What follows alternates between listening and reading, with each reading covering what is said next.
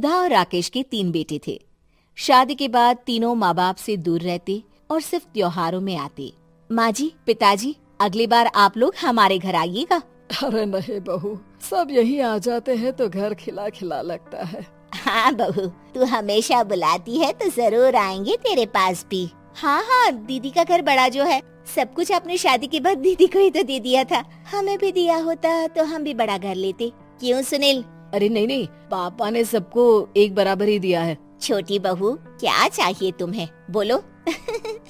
वो आपके सोने की चेन वाली घड़ी है ना, वो अगर आप मुझे, तभी वहाँ मजली बहू भी आ जाती है। और मुझे ना आपका मंगलसूत्र कितना लंबा, सुंदर और भारी भी है। अरे हाँ हाँ, तुम दोनों को ही दूंगी बहू, चिंता न करो। चलो अब खाना लगाओ, खाना खाया जाए। सभी मिलकर खाना खाते हैं कि पड़ोसन आ जाती है। अरे सुधा बहन, थोड़ी चीनी तो देना, घर में शक्कर नहीं है और मेहमान सर पर बैठे हैं। अरे छोटी बहू, चाची को शक्कर तो दे दो। अरे मजली दीदी, आप दे दीजिए ना, मैं यहाँ कम आती हूँ तो मुझे पता ही नहीं है कि सासू माँ सारी चीजें कहाँ रखती है। और तुम, मैं कौन सा यहाँ रोज शक्कर फाँकने के लिए आती हूँ, मुझे भी नहीं है पता। तभी बड़ी बहू हाथ में चीनी की कटोरी लेकर आती है। चाची, शक्कर आप लोगों का बड़ा सहारा है माँ जी और पिताजी को, वरना हम लोग तो यहाँ रहते ही नहीं। आप जैसे पड़ोसी हैं तो हम निश्चिंत है। और जीती रहे बहू, आप तो ये घर पड़ोस कम परिवार ज्यादा लगता है। सुधा अपनी बड़ी बहू को देखकर बहुत खुश रहा करती थी। वो उससे अक्सर घंटों बात भी किया करती, लेकिन दोनों दूसरी बहुओं का भी वो समझती थी कि शायद छोटी है, वक्त आने पर संभल जाएंगी। समय आ जाता है जब सभी को वापस जाना होता है। माँ जी, हम लोगों की फ्लाइट पहले है, हमें इजाजत दे। वो सास के गले लगकर चली जाती है। थोड़ी देर बाद छोटी बहू कहती है, माँ जी, मैं ना ये सोफे के कवर और चादरें ले जा रही हूँ, यहाँ तो ऐसी ही पड़ी रहेंगी। हाँ हाँ बहू, ले जा, और कुछ चाहिए तो बोल। और तो चाहिए बहुत कुछ, पर चलिए कोई बात नहीं, अगली बार ले जाऊंगी मैं। ऐसे ही मंजली बहू भी घर का बहुत सारा सामान ले जाती है। सभी के जाने के बाद सुधा राकेश से कहती है, घर कितना सूना लग रहा है ना। हाँ, और खाली भी। तुम्हारी दोनों बहुएं सब बटोर गई। अरे ठीक है ना, हम दोनों ही तो हैं, कितना सामान लगेगा। फिर उन लोगों की नई गृहस्थी, इतना मत सोचा करे। समय बीतता है। ऐसे ही हर साल त्योहारों में सुधा और राकेश के बच्चों की बहू आते और जाते वक्त ढेर सारा सामान पैक कर कर ले जाती। लेकिन कुछ ही सालों में सुधा का देहांत हो जाता है। पिताजी, आप यहाँ अकेले क्या करेंगे?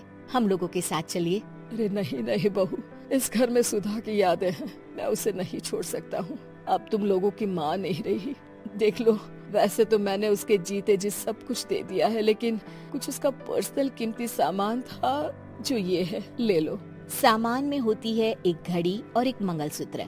माँ जी ने कहा था कि वो ये घड़ी मुझे देंगी। हाँ हाँ, पिताजी, माँ ने सबके सामने ये घड़ी सरिता को देने के लिए कहा था। उठा लो सरिता माँ की घड़ी। अब क्या था, छोटी बहू फट से घड़ी उठा लेती है। और पिताजी, ये मंगलसूत्र तो माँ ने मुझे ही देने को कहा था, याद है ना?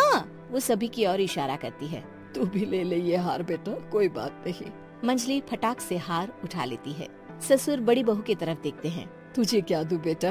पिताजी, माँ ने एक चीज मेरे लिए भी रखी है। सभी के कान खड़े हो जाते हैं कि आखिर सास ने क्या रखा होगा बड़ी के लिए। अरे माँ जी तो दीदी से प्यार भी ज्यादा ही करती थी, हमेशा उनसे बात किया करती। जरूर कोई बड़ी और अपनी प्रिय चीज दी होगी दीदी को। और देख लेते हैं ना, वरना तो हम भी बराबर का बंटवारा करेंगे। हाँ, कर लेना बंटवारा। लेकिन बड़ी बहू, बताओ तो, सुधा ने क्या रखा है तुम्हारे लिए?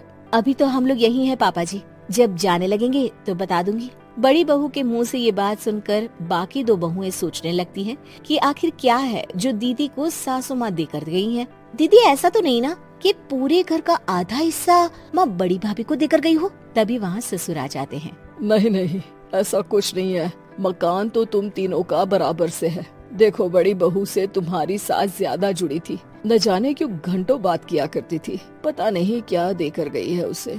और ससुर जी, आपको क्या पता, चालाकी से पूरे घर के पेपर में साइन करवा लिए हो, या फिर कोई छुपा गहना। आखिर मकान पूरा तो आपने सासू माँ के नाम ही कर रखा था ना। अब घर में ये सस्पेंस बन जाता है कि आखिर बड़ी बहू क्या लेकर जाएगी। फिर वो दिन भी आ जाता है जब बड़ी बहू के जाने का समय हो जाता है। बेटा, परसों तुम चली जाओगी, बताया नहीं माँ ने तुम्हें क्या दिया?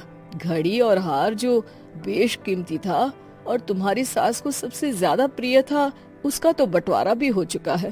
अब तुम्हारी बारी। हाँ पिताजी, आज मैं ये बात बताने ही वाली थी। माँ ने मुझे उससे भी बेशकीमती चीज दी है और वो है आप। आपसे अधिक प्रिय उन्हें कुछ नहीं था। माँ चाहती थी कि आप मेरे साथ रहें। चलिए पिताजी।